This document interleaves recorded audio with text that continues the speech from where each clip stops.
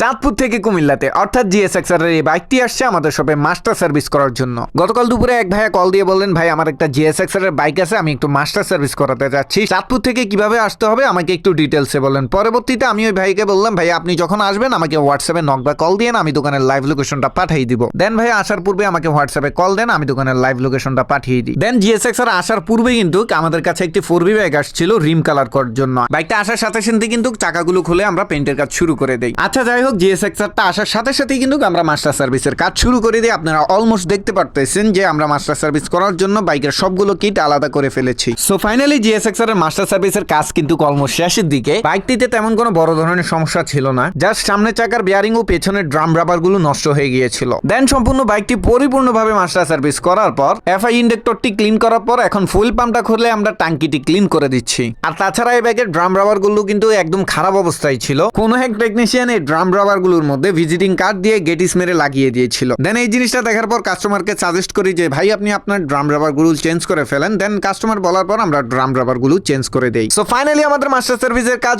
Almost শেষ। এখন বাইকের কিট গুলোকে ইনস্টল করে দিচ্ছি। দেন আমরা বাইকটির সম্পূর্ণ কাজ শেষ করে ফেলেছি। এখন বাইকটিকে খুব সুন্দরভাবে ফোম ওয়াশ করব। বাইকটিকে ওয়াশ করার পর খুব ভালোভাবে এয়ার প্রেসার দিয়ে বাইকটিকে শুকিয়ে দিচ্ছি। দেন কাজ বাজ শেষে এখন কাস্টমারের বাইকটি আমরা কাস্টমারকে বুঝিয়ে দিচ্ছি। তো আজকের ভিডিও এই পর্যন্তই। সবাই ভালো থাকবেন, সুস্থ থাকবেন, আল্লাহ হাফেজ।